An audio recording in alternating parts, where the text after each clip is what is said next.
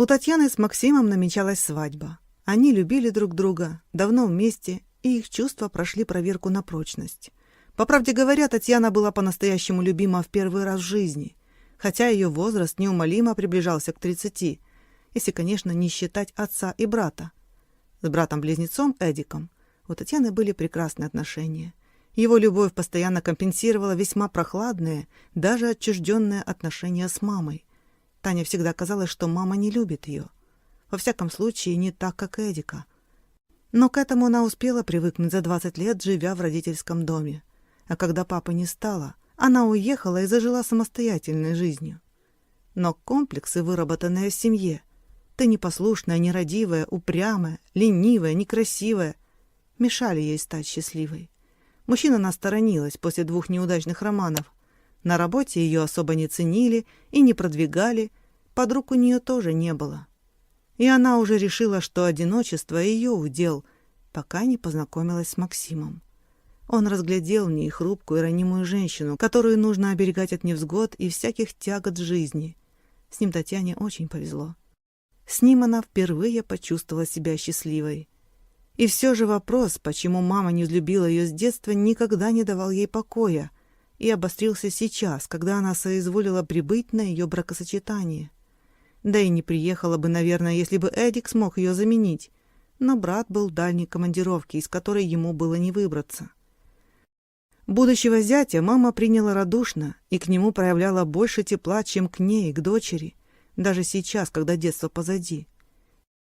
Приехав с работы чуть раньше, чем предполагалось, Татьяна вошла в квартиру и поняла, что Максим уже вернулся и беседует с мамой в гостиной. Не успев сообщить о своем приходе, она на минуточку задержалась в прихожей, как вдруг услышала их разговор. «У меня еще был сыночек Ленечка, но он умер. Они с Эдиком двойняшки. Эдик родился первым, а Ленечка не успел. Обмотался пуповиной весь. Пока врачи его вытаскивали, он уже задохнулся. Я тогда чуть руки на себя не наложила». «Как же так? А Таня?» — спросил удивленный Максим. «А Таня мне не родная. Нет. Я удочерила ее, когда вышла замуж во 2-й раз после гибели мужа. Вышла за мужчину-вдовца с малюткой на руках, ровесницей 2-летнего Эдика.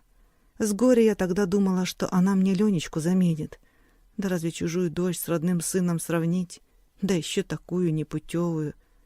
Не получилось у меня родительской любви к ней. Настрадалась я». «А Эдуард об этом знает?» Вновь услышала она голос Максима. Чувствовалось, что он удивлен и ошеломлен. Его посвятили в тайну, о которой, пожалуй, никто больше не догадывался. «Нет, что ты! Ни Таня, ни Эдичка не посвящены в это. Зачем?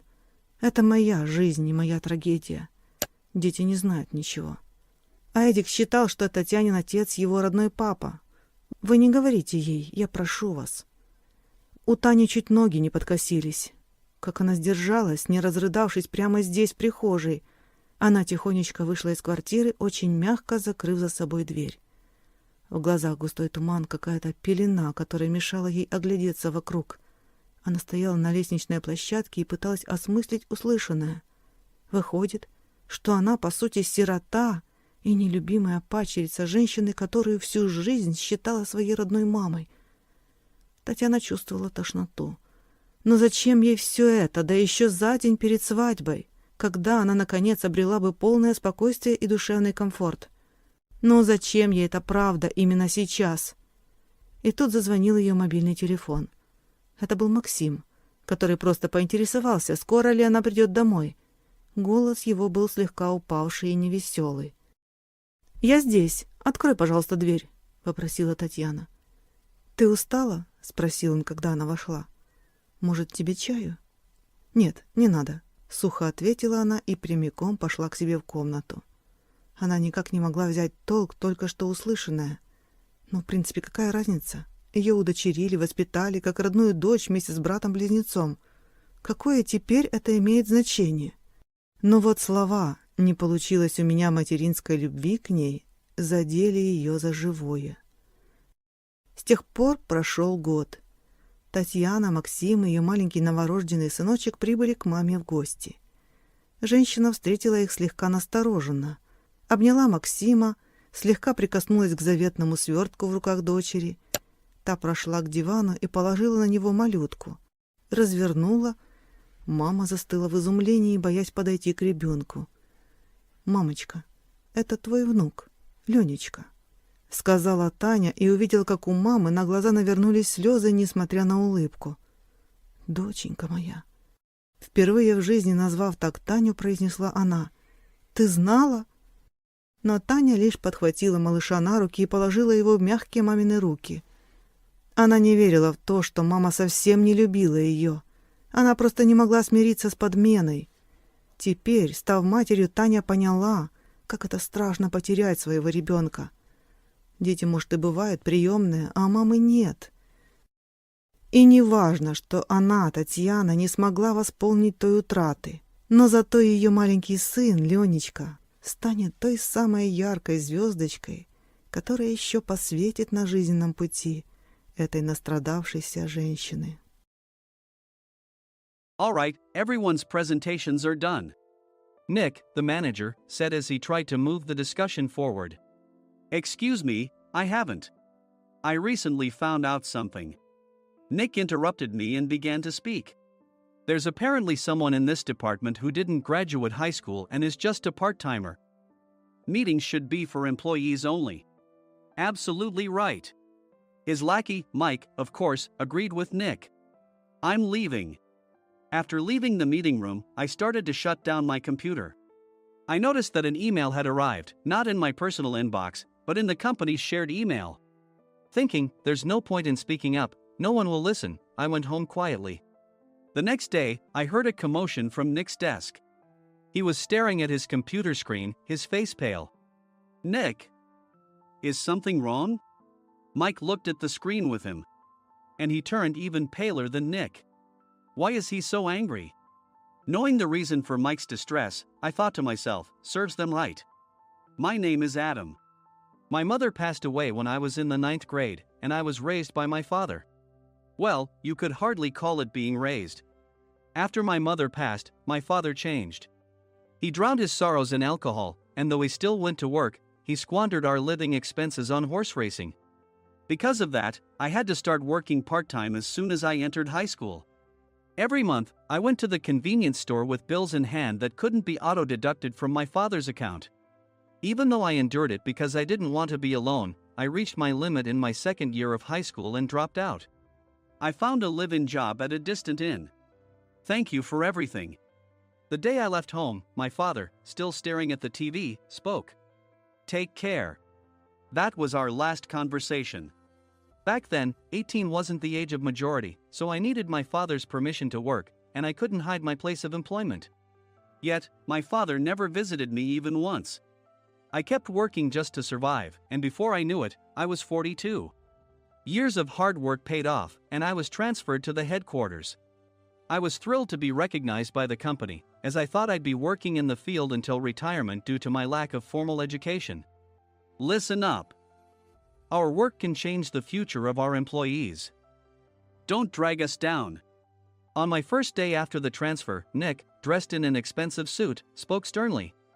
There was a reason for this. Our inn was located in a prominent tourist destination, known so well that everyone in the state could sing its commercial jingle. At its peak, we had 5 locations within the state. But that was long ago. Due to financial difficulties and aging facilities, only the place where I had worked for many years and the original establishment remained. I was prepared to lose my job anytime, but now there was a glimmer of hope. With the rise of social media, the tourist area where the inn was located started gaining attention again. Depending on how hard the sales department, where I was transferred, worked, we could either thrive or be forced to give up this prime location to the new hotel chains continuously popping up. For Nick, who had switched careers from another industry to strengthen our sales, this was a battle he couldn't afford to lose.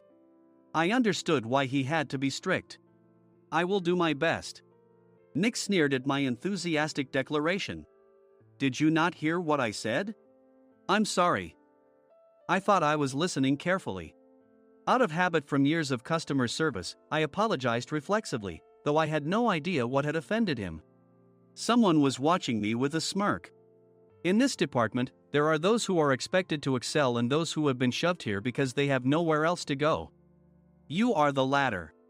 It was Mike, the section chief. He's 7 years younger, at 35. But he was called to headquarters much earlier than I was and had been moving around within the headquarters ever since. I'm not jealous, but I can't accept that he's my boss.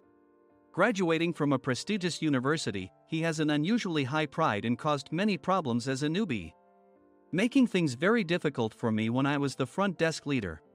When I found out Mike was transferred to the sales department a month before me, I was disheartened. Mike is right. With just a middle school diploma, there's not much you can do. Don't even think about achieving results. As if I didn't exist, Nick remarked, I'm thirsty. Mike eagerly ran to the coffee maker.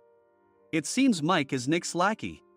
I regretted being happy about my transfer to headquarters, wishing I had stayed on site forever. Send a direct mail to every company on this list by the end of the day. Nick only assigned me tasks that even a new graduate could handle. What? There are over 1,000 companies. You want me to send to all of them by today? Yes, if you and your fellow misfits split the work, even those with nowhere else to go should finish by today. I glanced at the employees typing away expressionlessly. They were worn out from customer service, only thinking about leaving on time, or were women reassigned after having children, with zero motivation for work. Even Sam, a new graduate from the same university as Mike, who was supposed to be among the expected achievers, had no enthusiasm for the job, having joined the company wanting to do customer service. I don't care what they say, I plan to quit anytime, he said. Only Nick and Mike were highly motivated, making all the decisions between the two of them. I originally only wanted to work at the inn to survive and had no particular attachment to this job. I swallowed my words, thinking I had no right to reprimand them. About a month after the transfer, Nick told us with a frustrated look. To commemorate the 50th anniversary, we've decided to create a plan exclusive for one group per day. Originally, Mike and I were supposed to come up with it, but our president, Mr. Thompson, insists on hearing everyone's opinions. So, you all get a chance. As Nick explained, Mike began handing out prints. Make sure not to embarrass Nick. If your ideas are half-baked, you'll have to redo them. It seemed that they had printed his handwritten notes by Mr. Thompson, which included several questions and a section for free responses. It made sense why Nick had to seek our input, given that all responses had to be submitted to Mr. Thompson.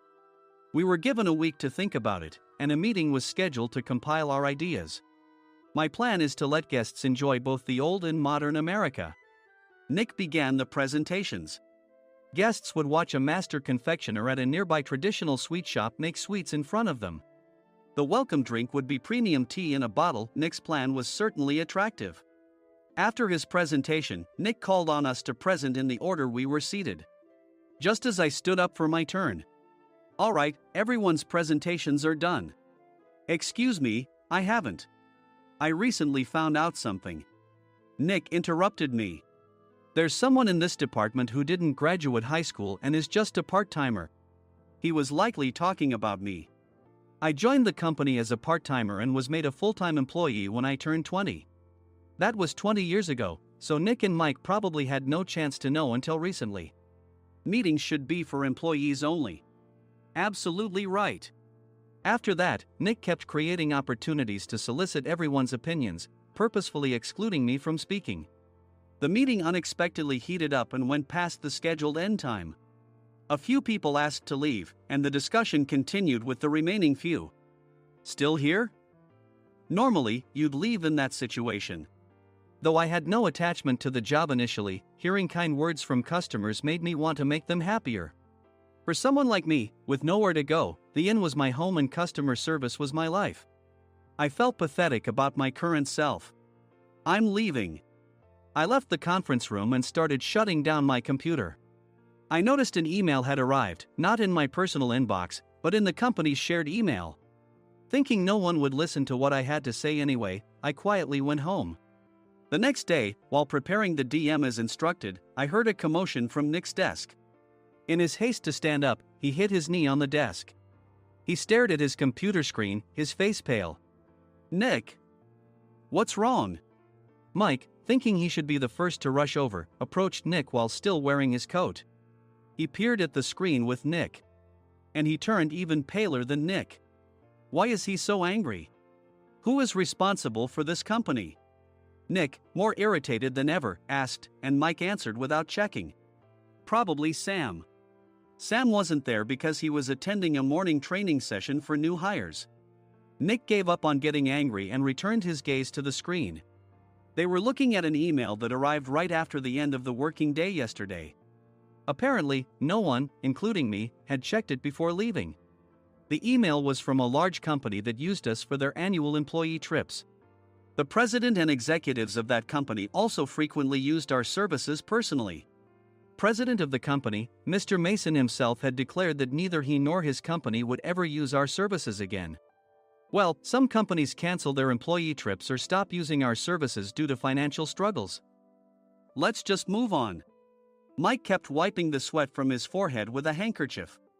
Knowing why Mike was so agitated, I quietly watched their interaction. Do you know how much revenue we get from that company? We can find other guests to fill the rooms, but we'll lose the banquet costs, gift shop revenue, rental car fees, and more. Moreover, the gifts were supposed to be prepared by the traditional confectionery shop involved in Nick's proposed plan. If it's known that we incurred such a huge loss at this critical time, Nick's position in the company would be jeopardized. Nick took a deep breath, seemingly trying to calm himself. All right, Mike. Go to New York right now and apologize to Mr. Mason. What? You're coming with me, right? I have urgent work to do. I trust you, which is why I'm entrusting this to you. Please. Mike, believing Nick's sincerity, agreed with a determined look on his face, saying, yes. That's Nick for you. Even if Mike went to apologize, Nick would shift all the blame onto him if the client didn't change their mind. Well, it was Mike's fault to begin with, so it served him right. About 3 hours later, Sam answered a call from somewhere and repeatedly apologized, saying, I'm very sorry. Everyone watched to see what was happening. After ending the call, he informed Nick with a weary tone.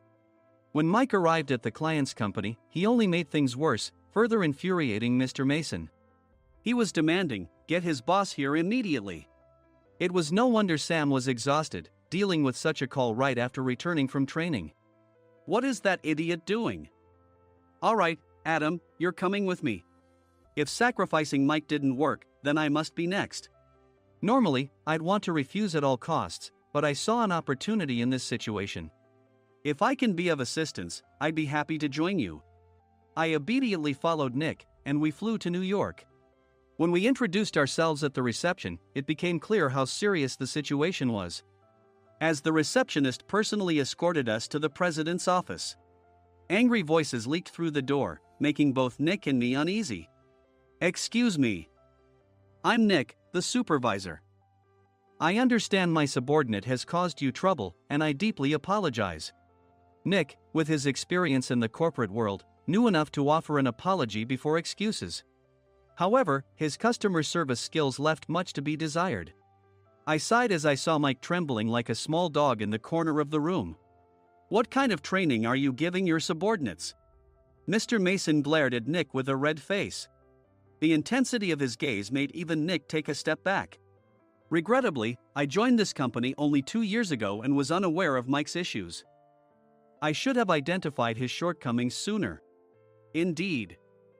I should have realized sooner.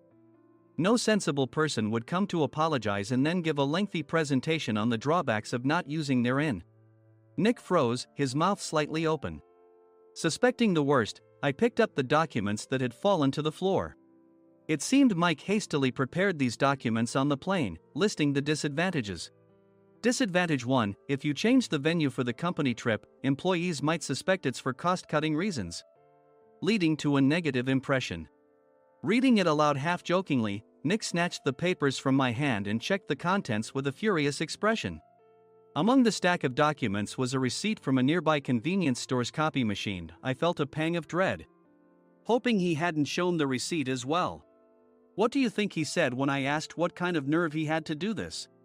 I'm very sorry. Faced with the dire situation, Nick must have thought there was nothing left to do but apologize. In a voice smaller than I'd ever heard from him, he uttered words of apology. He said, "I'm a Harvard graduate. I don't believe I said anything wrong." "Mike! What have you done?" Forgetting his plan to pin the blame on Mike, Nick yelled loudly, even in front of Mr. Mason. "I didn't do anything wrong." "You're still saying that? Look at him." Mike pointed at me with a shaking hand. "I was assigned to headquarters in my 20s and now I'm a section chief. This guy only made it to headquarters at 42. Everything I've done proves I was right. So why are we losing the contract?" Having said his piece, Mike collapsed to the floor. "Of course. You were sent there because you had nowhere else to go." Mike never expected to hear such words from someone he looked down upon. He lunged at me, and Nick hurriedly stepped in to stop him. "Mr. Thompson told me Mike is a quick thinker, and to take good care of him." There's no way he was pushed aside. "Don't make things worse here." "He didn't say quick thinker, he said only quick-witted, didn't he?" I don't remember that part." I recalled the many troubles Mike caused when he was a newbie. When Mike was on the front line, his pride was so high that he never apologized to customers. Customer service, especially in our job, doesn't work alone. It brings both good and bad situations. If the front staff or housekeepers made mistakes, or the cleaning company didn't properly clean a room, one had to apologize to the customers regardless of personal fault. Mike, in such situations, would never apologize, insisting he wasn't at fault. This often angered customers, and as the front desk leader, I frequently had to apologize on his behalf. He caused complaints and disrupted operations, which is why he was quickly moved to headquarters. In departments where he didn't interact directly with customers, his quick thinking was beneficial and things went well. But it seemed his flaws were starting to show. Corporate reservations are supposed to be entered into the system by the sales representative. But a quick check yesterday revealed that more than 10 items were missing from the client's reservation. The handover document clearly stated what needed to be prepared. Why didn't you enter it into the system?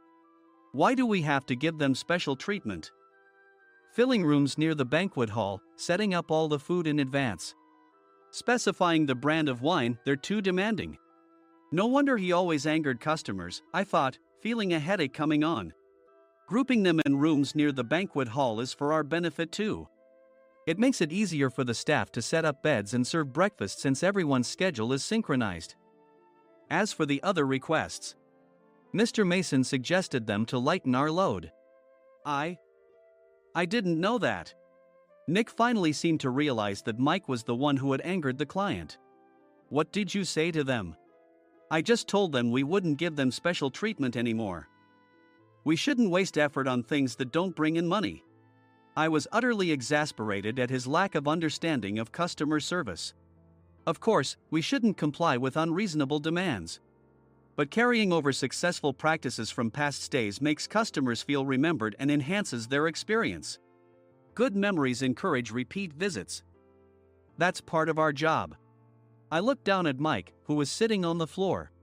In our job, nothing is a waste. Mr. Thompson likely moved you to the sales department, hoping you'd finally understand this. How do you think he feels now that you've failed to meet his expectations? Mike, tears in his eyes, fled the president's office. I was amazed he still hadn't apologized. You have it tough, Adam. It's okay, we're all employees of the same company. I deeply apologize for this disrespectful incident. Especially after all the care you've shown us. If it weren't for you, Adam, I really would have stopped staying here. When I heard you were moving to the sales department, I was willing to reconsider if you handled it. Seeing us talk so amicably, Nick's face contorted. Do you two know each other? Adam's service is excellent. I always requested him specifically. Normally, we don't accept specific staff requests, but we made an exception for Mr. Mason, adjusting my shifts accordingly. He had personally stayed at our hotel just before my transfer, and during casual conversation, I mentioned, I'm moving to the sales department soon. If I hadn't told him then, things could have been much worse. Please continue to take care of us. I look forward to it. On the return flight, Nick awkwardly offered me a can of beer. It's still working hours. Of course, I had no intention of forgiving him for a single beer. Nick might try to pin everything on Mike and avoid any consequences. While pondering this, a startling fact came to light. Nick, the tea bottles for the plan have arrived. I handed Nick a bottle labeled with our inn's name. They look good. What are you talking about? These are plastic bottles. I had assumed we would use the trendy, high-end bottling tea. But what arrived were ordinary plastic bottles of tea with customized labels. The only unique aspect was the label, which had the inn's name, making it look customized. Upon further investigation, I discovered that a substantial amount of money was set to be paid to the tea company. It was priced like bottling tea. Does this plastic bottle really cost $100 each? The tea inside is specially blended for us. The extra cost is for that. Wouldn't it be better to use another tea company? Or is there a specific reason we must use this one? As Nick continued to make excuses, I showed him a printed email.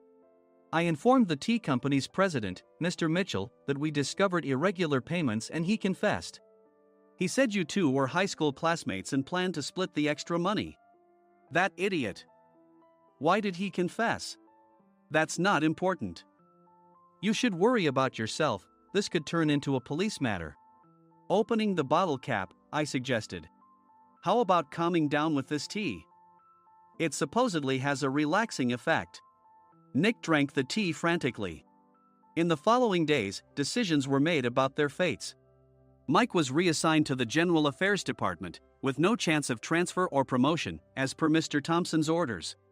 As for Nick, since the payment to the tea company hadn't yet been made, he narrowly avoided legal trouble.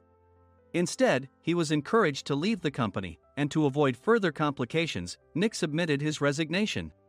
Rumor has it that connections between HR departments have made it difficult for him to find new employment. Even though it was good to have those two gone, something unexpected happened in the sales department. Everyone became motivated and united in refining the 50th anniversary plan. In the end, my plan was adopted. We collaborated with the Tourist Information Center to provide personalized guides.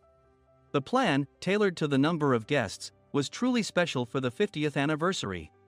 Hey, is Adam's family coming to stay? I immediately booked that special plan for my family. Sam noticed it on the reservation list and quickly picked up on it. Yes, I'm inviting my father. That's great. I might invite my parents too. I lacked the courage to face my father just as Adam. But here, with the confidence Mr. Mason praised, I felt ready. The 50th anniversary plan was a perfect opportunity to reconnect with my father. I hoped to bring back the days when we could laugh together as we once did.